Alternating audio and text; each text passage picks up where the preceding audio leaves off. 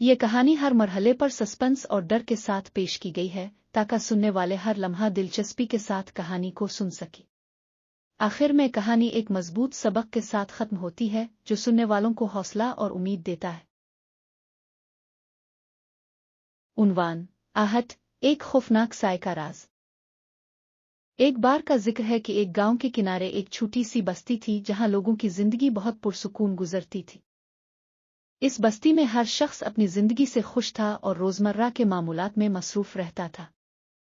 लेकिन बस्ती के बाहर एक पुरअसरार जंगल था जिसके बारे में लोग बहुत सी अजीब और गरीब कहानियां सुनाते थे।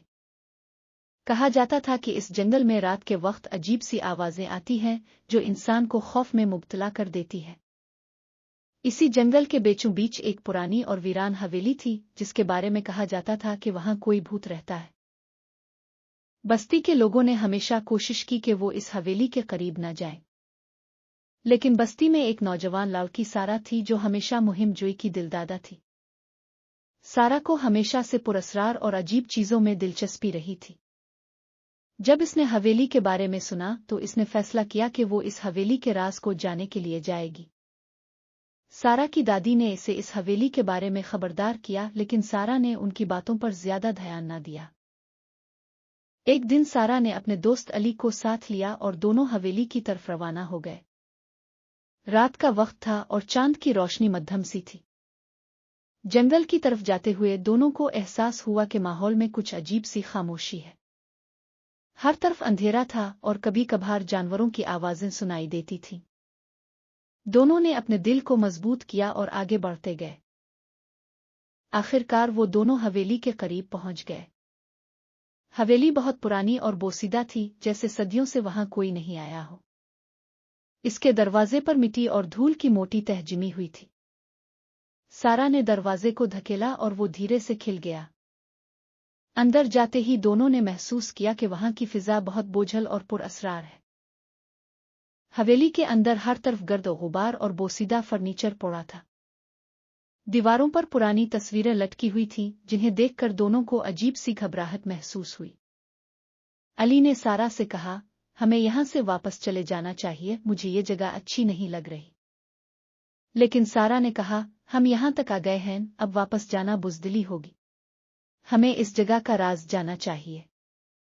दोनों आगे बढ़ते गए और एक कमरे के दरवाजे पर रुक गए।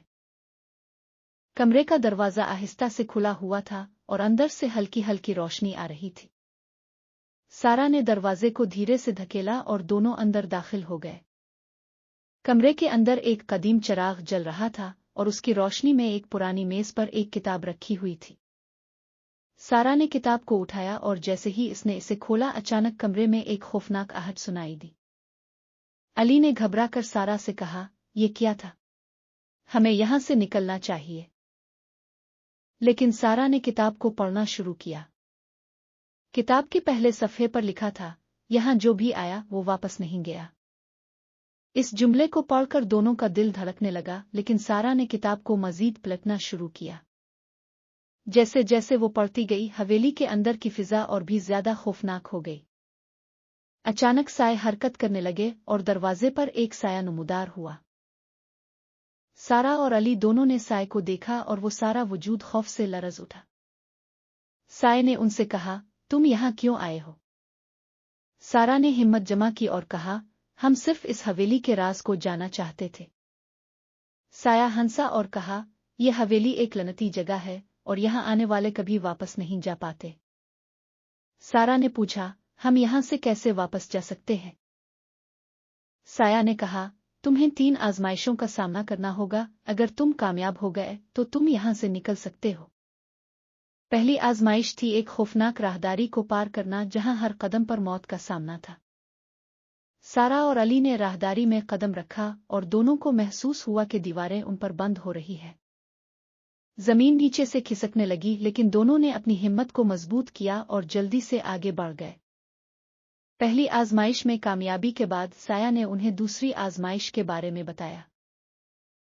दूसरी आजमाइश थी एक खौफनाक बागीचे को पार करना जहां जहरीले पौधे और दरख्त थे।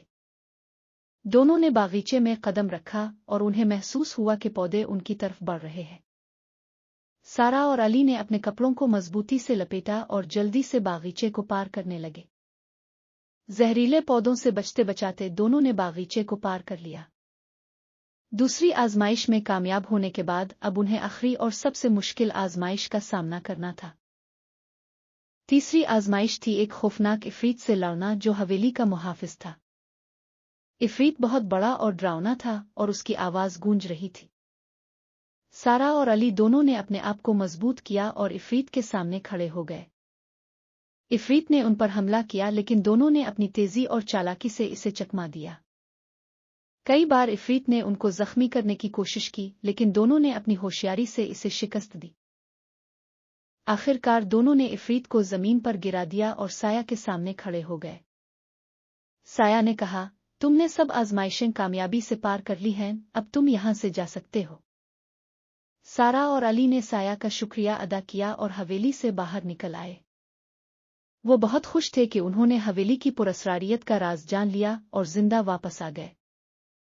उन्होंने गांव के लोगों को हवेली के बारे में सब कुछ बताया और उन्हें खबरदार किया कि वो वहां ना जाएं।